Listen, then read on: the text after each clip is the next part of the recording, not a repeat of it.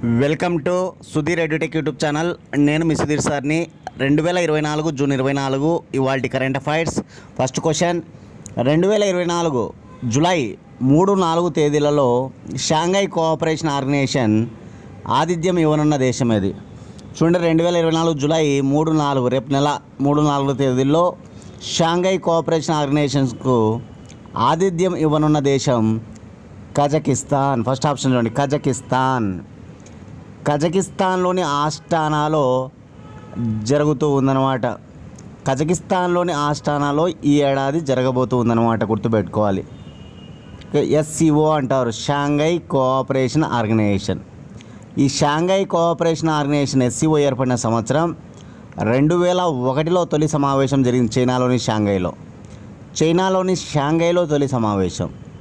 2024 సమావేశం ఈ ఏడాది కజకిస్తాన్లోని ఆస్టానా. పోయిన ఏడాది 2023లో మన భారతదేశంలోని న్యూఢిల్లీలో, 2022లో ఉజ్బెకిస్తాన్లోని సమర్కండ్లో. ఇట్లా షాంఘై కోఆపరేషన్ ఆర్గనైజేషన్లో మొత్తం 9 దేశాలు ఉంటాయి. ఆ 9 దేశాలు ఏమున్నాయనేది మీరు రాసుకుంటే China, Russia, Kazakhstan, Tajikistan, Kyrgyzstan, Uzbekistan. Kazakhstan, Tajikistan, Kyrgyzstan, Uzbekistan. Bharat, Pakistan. ఈ భారత్, పాకిస్తాన్లు 2017లో జాయిన్ అయ్యాయన్నమాట. 2017లో భారత్, పాకిస్తాన్లు జాయిన్ కావడం జరిగింది. ఇక రీసెంట్గా జాయిన్ అయింది 9వ దేశంగా ఏదంటే కనుక అదే ఇరాన్. 2023 జూలై నెలలో జాయిన్ కావడం జరిగిందనమాట. కాబట్టి ఎస్సీఓలో సభ్య దేశాలు ఎన్ని అంటే 9. ఇటీవల చేరిన దేశం ఏదంటే ఇరాన్ ఎన్నవ దేశం అంటే 9వ దేశం. ఇండియా, పాకిస్తాన్లు ఎప్పుడు చేరాయంటే 2017. మొదటి సమావేశం ఎక్కడ జరిగిందంటే కదా చైనాలోని షాంఘై. దీని ప్రధాన కార్యాలయం చైనాలోని బీజింగ్.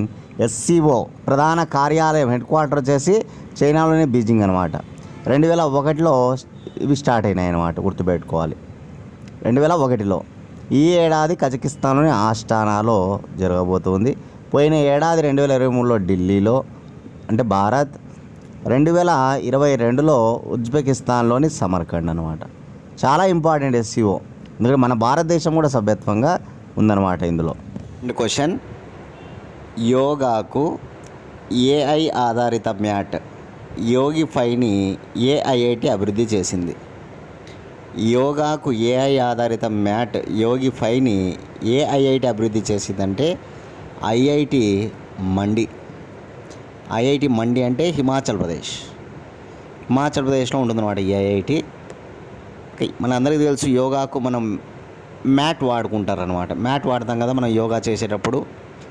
అటువంటి మ్యాట్ పేరు అనమాట ఇది, యోగిఫై, గుర్తుపెట్టుకోవాలి. టెక్నాలజీని బేస్ చేసుకొని ఈ మ్యాట్ తయారు చేయబడింది అనమాట.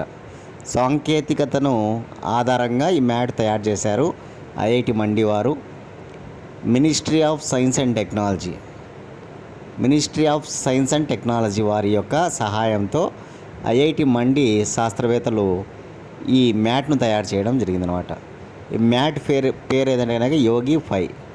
యోగా అంటాం కదా, కాబట్టి యోగిఫై అని గుర్తుపెట్టుకోవాలి. యోగాను చేసేవాళ్ళు యోగిలే, కాబట్టి యోగిఫై అని గుర్తుపెట్టుకోవాలి, యోగిఫై. కానీ దీన్ని ఎవరు ప్రారంభించారు అంటే కనుక, ఈ మ్యాట్ను ఎవరు ప్రారంభించారంటే కనుక కేంద్ర ఆర్థిక మంత్రి నిర్మలా సీతారామన్, కేంద్ర విదేశాంగ మంత్రి అయినటువంటి జైశంకర్, అదేవిధంగా కేంద్ర రైల్వే మరియు ఐటీ మినిస్టర్ అయినటువంటి అశ్విని వైష్ణవ్. ఈ ముగ్గురు మినిస్టర్లు ఈ మ్యాట్ను ప్రారంభించడం జరిగిందనమాట. చాలా ఇంపార్టెంట్గా గుర్తుపెట్టుకోవాలి. సైన్స్ అండ్ టెక్నాలజీలో పాయింట్స్ రాసుకోవాలి, ఐఐటీల పరంగా పాయింట్స్ రాసుకోవాలి. పాయింట్ చాలా చాలా important. Third question, global energy transition index 2024 ప్రకారం భారతదేశ ర్యాంక్ ఎంత? So global energy transition index, దీన్నే తెలుగులో ఏమంటామంటే ఇంధన పరివర్తన సూచీలో భారతదేశ ర్యాంక్ ఎంత ఉందంటే కనుక 63వ ర్యాంకు. గత ఏడాది 67వ ర్యాంకులో ఉంటే 4 స్థానాలు మెరుగుపరుచుకొని ఇప్పుడు 63వ స్థానంలో నిలవడం జరిగింది భారతదేశం. కానీ ఈ ఇండెక్స్ను ఎవరు ఇస్తారు అంటే వరల్డ్ ఎకనామిక్ ఫోరం వాళ్ళు ఇస్తారు. వరల్డ్ ఎకనామిక్ ఫోరం వాళ్ళు ఇవ్వడం జరుగుతుందన్నమాట. ఈ ఏడాది టాప్లో నిలిచిన దేశాలు ఏంటి గ్లోబల్ ఎనర్జీ ట్రాన్సిషన్ ఇండెక్స్లో అంటే కనుక టాప్లో నిలిచిన 5 దేశాలు Sweden, Denmark, Finland, Switzerland, France. మళ్ళీ చెప్తున్నా, స్వీడను, డెన్మార్కు, ఫిన్లాండు, స్విట్జర్లాండు మరియు ఫ్రాన్స్ అనమాట టాప్ 5లో నిలిచాయి అనమాట. చాలా ఇంపార్టెంట్ ర్యాంక్స్ గుర్తుపెట్టుకోవాలి, వాటిని బాగా రాసుకోవాలి ఒక చోట అన్నీ కూడా. ఇటీవలనే మనం ఈ వీక్లో చెప్పుకున్నాం గ్లోబల్ జెండర్ గ్యాప్ రిపోర్ట్ అని. లింగ సూచిని మనం చెప్పుకున్నాం. మన భారతదేశం 127వ ర్యాంకులో నిలిచింది అని. 129వ ర్యాంకు, 2 స్థానాలు దిగజారిపోయామన్నమాట మనం. ఓకేనా, 129 అనమాట. 129, గతంలో 127, లాస్ట్ ఇయర్ 127, ఇప్పుడు 129. లాస్ట్ ఏ దేశం ఉందంటే పాకిస్తాన్ ఉందన్నమాట. పాకిస్తాన్ టాప్ 5 చెప్పిన. ఆ టాప్ 5 ఏంటివి అనేది కామెంట్ బాక్స్లో మీ సమాధానాన్ని తెలియజేయండి. జెండర్ గ్యాప్ రిపోర్ట్లో టాప్లో ఉన్న 5 దేశాలు ఏవనేది కామెంట్ బాక్స్లో మీ సమాధానాన్ని తెలియజేయండి. 4th క్వశ్చన్, భారత్కు వచ్చిన బంగ్లాదేశ్ పీఎం షేక్ హసీనాకు 500 కేజీల క్వీన్ పైనాపిల్ను గిఫ్ట్గా అందించిన సీఎం ఎవరు? చూడండి, భారత్కు వచ్చిన బంగ్లాదేశ్ పీఎం షేక్ హసీనాకు 500 కేజీల క్వీన్ పైనాపిల్ను గిఫ్ట్గా అందించిన సీఎం ఎవరంటే త్రిపుర సీఎం ఎవరంటే మాణిక్ సాహా గారు. మాణిక్ సాహా. ఈశాన్య రాష్ట్రాల్లో త్రిపుర అనే ఒక రాష్ట్రం ఉంది. అక్కడ ముఖ్యమంత్రిగా ఉన్నటువంటి మాణిక్ సాహా మన దేశంలో 2 రోజుల పర్యటనకు వచ్చినటువంటి బంగ్లాదేశ్ ప్రధానమంత్రి షేక్ హసీనాకు ఇచ్చిన గిఫ్ట్ ఏంటంటే కనుక పైనాపిల్స్. అవి ఏ పైనాపిల్స్ అంటే క్వీన్ పైనాపిల్స్. అంటే పైనాపిల్ రకాలలో క్వీన్ పైనాపిల్ అనేది చాలా గొప్పదనమాట. అట్లాంటి పైనాపిల్స్ 500 కేజీలు ఉండేటువంటి పైనాపిల్స్. అంటే ఒక్క పండు అని కాదు, ఇక్కడ మొత్తం టోటల్గా ఒక బాక్స్లో పైనాపిల్స్ను పెట్టేసి 500 కేజీల తూకంతో ఆ పైనాపిల్ ఉండే విధంగా గిఫ్ట్ పంపించడం జరిగినమాట. ఇక్కడ ఇమేలో చూడొచ్చు మనం అందరం. త్రిపుర రాష్ట్రానికి చెందినటువంటి కొంతమంది అధికారులు ఆ గిఫ్ట్ బాక్స్ను చూపిస్తూ ఉన్నారు చూడండి, ఆమెకు పంపిస్తున్నటువంటి గిఫ్ట్ బాక్స్ను. కాబట్టి చాలా ఇంపార్టెంట్గా గుర్తుపెట్టుకోవాలి. కొన్ని గమ్మత్తైనటువంటి క్వశ్చన్లు కూడా అడుగుతారు మనకు కరెంట్ అఫైర్స్లో. ఇట్లాంటివే గమ్మత్తైనవి అంటే కనుక. ఓకేనా, కాబట్టి గుర్తుపెట్టుకోవాలి. త్రిపుర రాజధాని అనేది అగర్తల. త్రిపుర హైకోర్టు కూడా అగర్తలలోనే ఉంటుంది, అగర్తల హైకోర్టు. త్రిపుర రాష్ట్ర భాష బెంగాలీ. త్రిపుర రాష్ట్ర భాష వచ్చేసి బెంగాలీ అనమాట. త్రిపుర రాష్ట్ర ముఖ్యమంత్రి మాణిక్ సాహా. త్రిపుర రాష్ట్ర గవర్నర్ ఎవరు? కామెంట్ బాక్స్లో మీ సమాధానాన్ని తెలియజేయండి. ఓకేనా, త్రిపుర రాష్ట్ర గవర్నర్ ఎవరో కామెంట్ బాక్స్లో మీ సమాధానం తెలియజేయండి. చాలాసార్లు చెప్పాను నేను.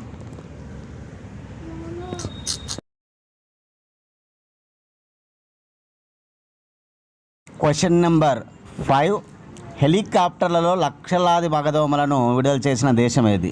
చూడండి, హెలికాప్టర్లలో లక్షలాది మగదోమలను విడుదల చేస్తున్న దేశం ఏదంటే కనుక అమెరికా. చూడండి, మన ఇమేజ్లో చూడొచ్చు, హెలికాప్టర్ ద్వారా ఈ మగదోమలను విడుదల చేస్తూ ఉన్నారన్నమాట. ఇది ఏ దేశంలో జరుగుతున్నటువంటిది అంటే కనుక అమెరికాలోని ఒక రాష్ట్రం హవాయి రాష్ట్రం. ఈ హవాయి రాష్ట్రంలో తీసుకున్న వినూత్న చర్యలు ఏంటంటే కనుక హెలికాప్టర్ ద్వారా మగదోమలను వోల్వాకియా అనేటువంటి ఓకేనా బ్యాక్టీరియాను కలిగినటువంటి మగదోమలను వోల్వాకియా అనే బ్యాక్టీరియాను కలిగినటువంటి మగదోమలను వదలడం జరుగుతూ ఉందన్నమాట. ఇప్పటికే 1 కోటి వరకు ఆ మగదోమలను వదిలినట్టుగా సమాచారం అన్నమాట. లక్షలాది మగదోమలను వదులుతూ ఉన్నారన్నమాట. 1 కోటి వరకు ఇప్పటికే వదిలినట్టుగా సమాచారం అన్నమాట. వీటిని ఉత్పత్తి చేస్తూ ఉన్నారన్నమాట. అమెరికా దేశంలోని హవాయి రాష్ట్రంలో ఈ వోల్వాకియా బ్యాక్టీరియాను కలిగినటువంటి మగదోమలను ఉత్పత్తి చేస్తూ ఉన్నారన్నమాట. కారణం ఏంటి అంటే కనుక అక్కడ కొన్ని అరుదైనటువంటి పక్షి జాతులు వాటిని కాపాడడం కోసం చేపట్టినటువంటి ఒక వినూత్నమైనటువంటి చర్య అన్నమాట. అక్కడ ఉన్నటువంటి కొన్ని అరుదైన పక్షి జాతులు ఏమవుతున్నాయంటే కనుక ఈ వ్యాధుల బారిన పడి చనిపోతున్నాయన్నమాట. దోమలు ఓకేనా, దోమల ద్వారా వ్యాధి బారిన పడి చనిపోతూ ఉన్నాయన్నమాట. ఆ దోమలు కుడితే కనుక వ్యాధి నిరోధక శక్తి వాటిలో లేక అవి 90% వరకు చనిపోతూ ఉన్నాయంట ఆ అరుదైన పక్షులు. కాబట్టి వాటిని కాపాడాలనే ఉద్దేశం మీద ఈ మగదోమలను ఉత్పత్తి చేసి వదులుతూ ఉన్నారన్నమాట. బ్యాక్టీరియాను కలిగిన ఈ మగదోమలను ఆడదోమలు కలిసినప్పుడు ఆ గుడ్లు పొదగవంట. ఆడదోమలు కలిసినప్పుడు ఆ గుడ్లు పొదగవన్నమాట. దీని ద్వారా అక్కడ దోమలను నివారించవచ్చు అనమాట. ఆ దోమలను అరికట్టేందుకు, ఆ దోమల ద్వారా వ్యాధులను అరికట్టేందుకు తీసుకున్నటువంటి గొప్ప వినూత్నమైనటువంటి చర్య అనమాట. ఇట్లాంటి బ్యాక్టీరియా కలిగినటువంటి మగదోమలను వదిలితే ఆ మగదోమలతో ఆడదోమలు కలిసినప్పుడు ఆడదోమలు గుడ్లను ఉత్పత్తి చేయలేవంట. దాని ద్వారా మనకి ఆ దోమల నివారణ అనేటువంటి జరుగుతుందన్నమాట. కాబట్టి చాలా వెరీ ఇంపార్టెంట్గా తీసుకున్నటువంటి గొప్ప వినూత్నమైన చర్యలు కాబట్టి, అందులో పక్షులను కాపాడడం కాబట్టి చాలా ఇంపార్టెంట్గా గుర్తుపెట్టుకోవాలి ఈ విషయాన్ని. ఓకేనా, ఫాలో అయ్యే వాళ్ళందరూ దయచేసి లైక్ చేయండి ప్లీజ్, అందరూ లైక్ చేయండి. ఇంకా ఎవరైనా సబ్స్క్రైబ్ చేసుకోవాలి సబ్స్క్రైబ్ చేసుకోండి. మన ఛానల్ని కనీసం మీ ఫ్రెండ్స్ ఎవరైనా ముగ్గురికి షేర్ చేయండి. ఓకేనా.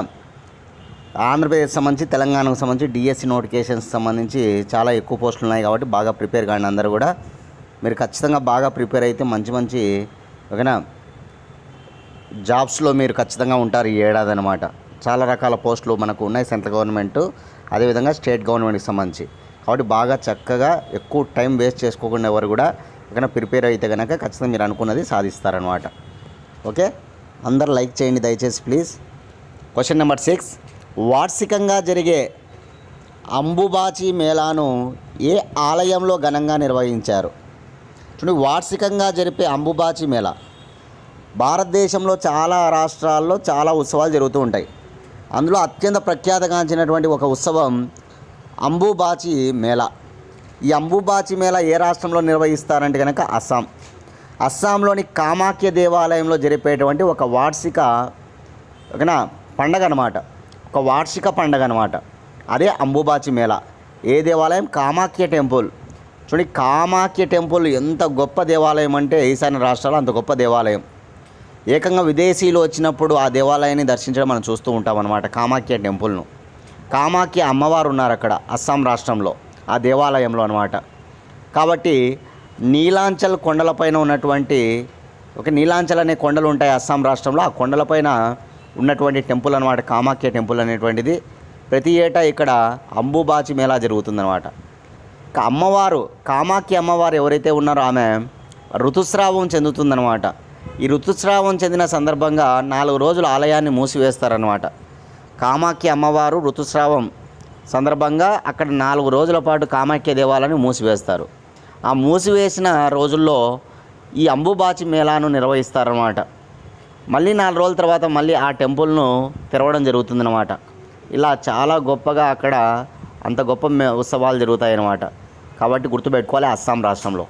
అస్సాం రాజధాని దిష్పూర్. అస్సాం రాష్ట్ర హైకోర్టు గౌహతి హైకోర్టు అనమాట. అస్సాం స్వతంత్రం వచ్చిన తర్వాత ఏర్పడిన మొట్టమొదటి హైకోర్టు గౌహతి హైకోర్టు అనమాట.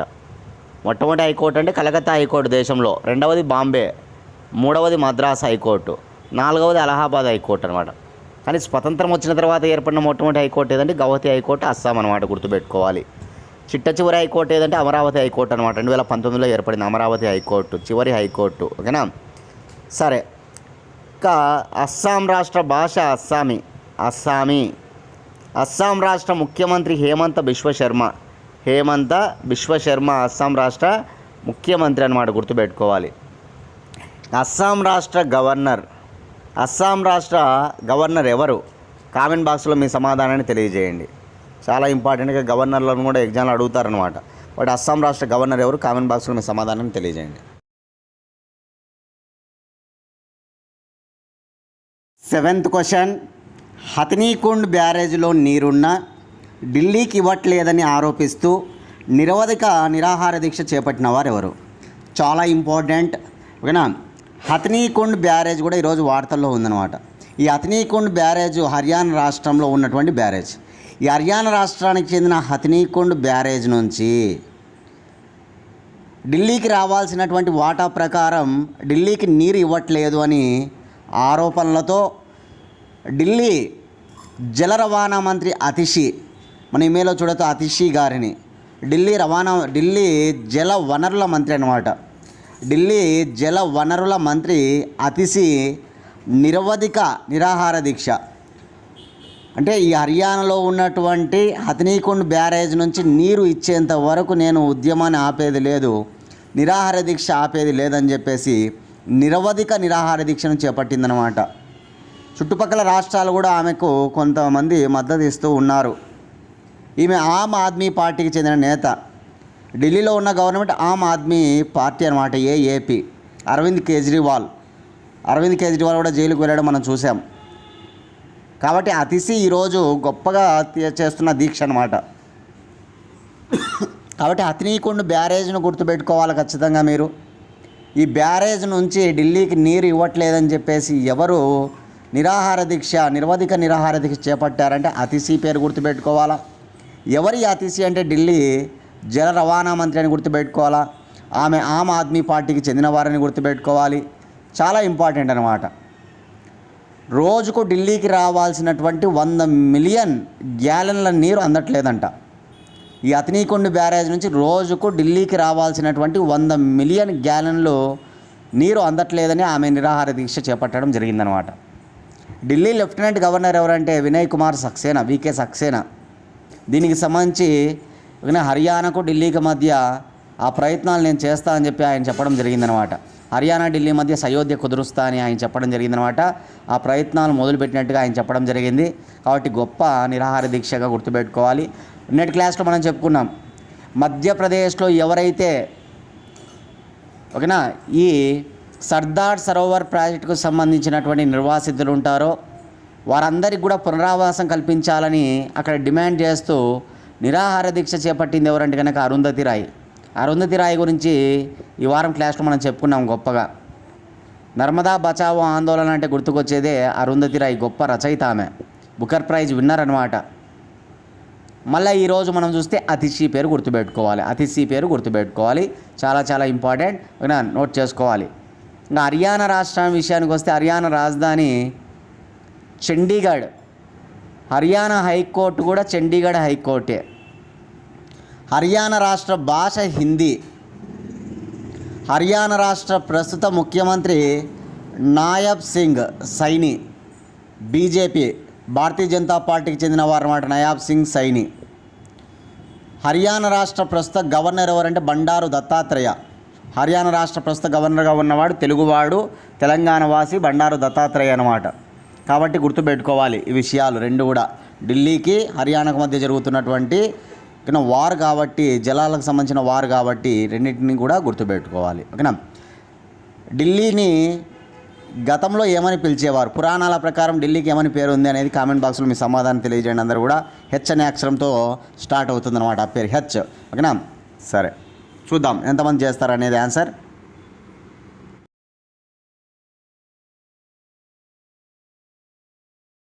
8th question. చినాబ్ రైల్వే వంతెనపై తొలిసారిగా 8 పెట్టెలతో గల ఓ రైలు నడిచింది. చినాబ్ రైల్వే వంతెనపై తొలిసారిగా 8 పెట్టెలతో గల ఏ రైలు నడిచింది?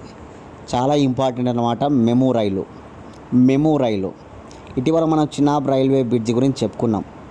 అతి త్వరలోనే చినాబ్ రైల్వే బ్రిడ్జి ప్రారంభించబోతూ ఉన్నారు అని చెప్పుకున్నాం. దానిలో భాగంగా ఇప్పుడు తెలుసుకోవాల్సిన విషయం ఏంటంటే కనుక ఈ చినాబ్ రైల్వే వంతెన ప్రారంభించబడింది.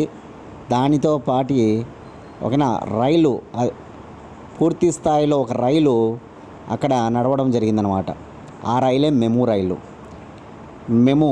అనమాట. ఓకేనా. చినాబ్ రైల్వే వంతెన జమ్మూ కాశ్మీర్లో రియాసీ అనే జిల్లా ఉంటుంది. జమ్మూ కాశ్మీర్లో రియాసీ అనే ఒక జిల్లా. ఈ రియాసీ జిల్లాలో కౌరీ మరియు బక్కాల్ అనే 2 ప్రాంతాలు కలుపుతూ ఈ వంతెన ఉందన్నమాట. చినాబ్ నది పైన ఉంటుంది కాబట్టి దాన్ని చినాబ్ రైల్వే బ్రిడ్జు అంటారు.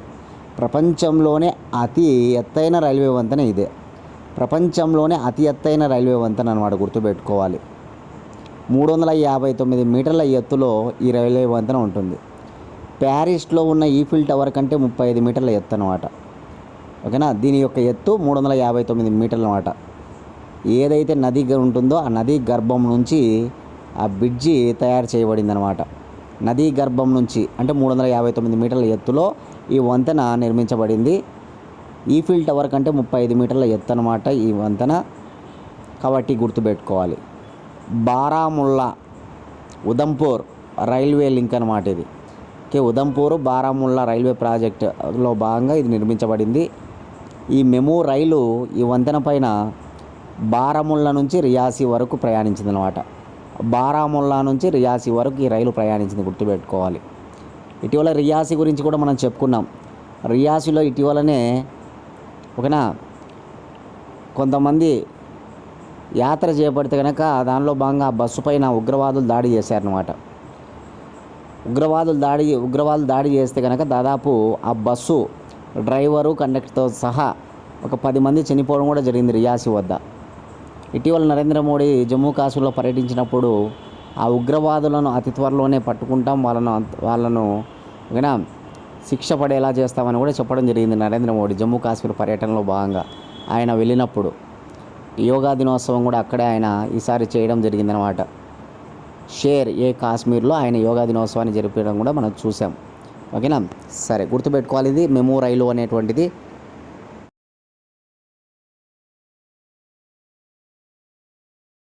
నైన్త్ క్వశ్చన్, నేతలు కూర్చుంటే వారి వాగ్దానాలు గుర్తు చేసే ఆర్టిఫిషియల్ ఇంటెలిజెన్స్ కుర్చీని ఏ రాష్ట్ర ఇంజనీరింగ్ విద్యార్థులు కనుగొన్నారు? చూడండి, ఇక్కడ ఇమేజ్లో చూడండి మీరు. అక్కడ ఇంజనీరింగ్ విద్యార్థులు ఉన్నారు. వాళ్ళు ఒక కుర్చీని ఓకేనా తయారు చేశారనమాట. ఈ కుర్చీ ఏంటంటే కనుక ఆర్టిఫిషియల్ ఇంటెలిజెన్స్ కుర్చీ, కృత్రిమ మేధా కుర్చీ అనమాట. కృత్రిమ మేధ. సైన్స్ అండ్ టెక్నాలజీలో ఆర్టిఫిషియల్ ఇంటెలిజెన్స్ ఏ విషయాలైనా మనం నోట్ చేసుకోవచ్చు. ఓకేనా. ఇప్పుడు మనకి ఎన్నికల టైంలో చాలామంది రాజకీయ నాయకులు వాగ్దానాలు చేస్తారనమాట. అధికారంలోకి వస్తే మేము ఇవి చేస్తాం అవి చేస్తామని వాళ్ళు వాగ్దానాలు చేయడం జరుగుతుంది. కాబట్టి అటువంటి వారికి వారు చేసినటువంటి వాగ్దానాలను గుర్తు చేయడం కోసం ఒక కుర్చీ అనమాట. అదే కృత్రిమ మేధా కుర్చీ. ఉత్తరప్రదేశ్లోని గోరఖ్పూర్కు చెందినటువంటి ఐటీఎం ఇంజనీరింగ్ విద్యార్థులు ఈ కుర్చీని తయారు చేశారు. ఉత్తరప్రదేశ్లోని గోరఖ్పూర్కు చెందినటువంటి ఐటీఎం కళాశాలకు చెందినటువంటి కంప్యూటర్ సైన్స్ విద్యార్థులు ఈ కుర్చీని తయారు చేయడం జరిగిందనమాట. ఒక 3 విద్యార్థులు తయారు చేశారు ఈ కుర్చీని. ఈ కుర్చీ తయారీకి వాళ్ళు 35,000 రూపాయలు ఖర్చు చేశారనమాట.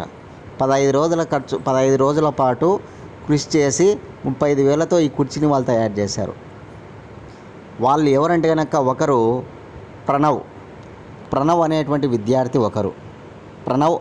విద్యార్థి ఒకరనమాట. మరొకరు శ్రీవాస్తవ, మరొకరు మానవేంద్ర త్రిపాఠి అనమాట. ఈ 3 పేర్లు నోట్ చేసుకుంటే సరిపోతుంది. విద్యార్థుల పేరు అడగకపోవచ్చు కానీ ఏ రాష్ట్రము ఏ కాలేజీ విద్యార్థులు ఓకేనా, అది మాత్రం గుర్తుపెట్టుకోండి, చాలా ఇంపార్టెంట్. నా నుంచి మీకు ఒక క్వశ్చన్ ఏంటంటే కనుక, నేటి క్లాస్లో మనం చెప్పుకున్న ఒక కమిటీ విషయం ఓకేనా. ఎన్టీఏ నేషనల్ టెస్ట్ ఏజెన్సీ జాతీయ పరీక్ష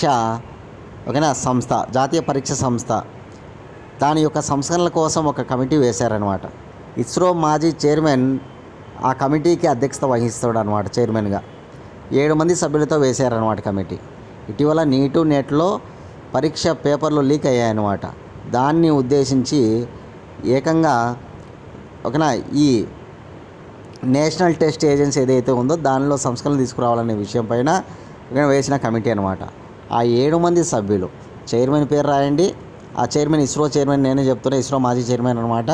అదేవిధంగా 6 మంది సభ్యులు, వాళ్ళ పేర్లు మీరు నోట్ చేయండి, చాలా ఇంపార్టెంట్ కమిటీ అనమాట.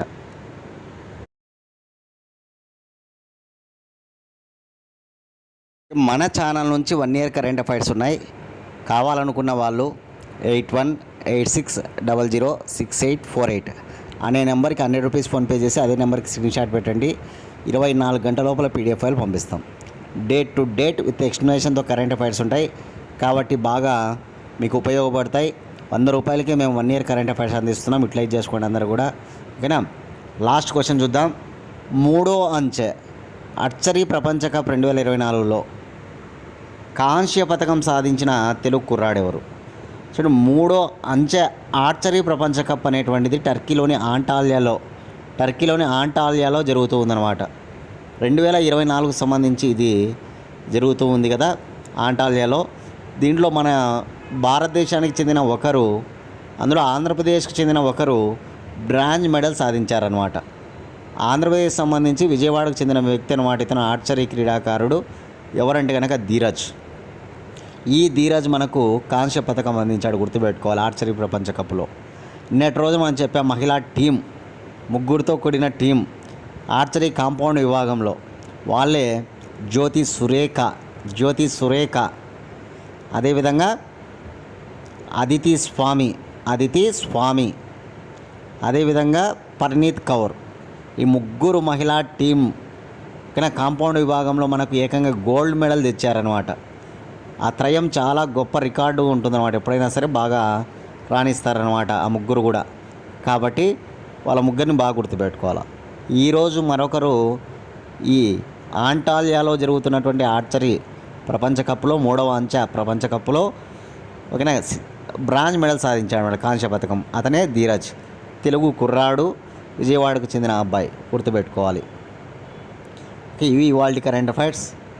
రేపటి క్లాస్లో మళ్ళీ కలుసుకుందాం ఫ్రెండ్స్. థ్యాంక్స్.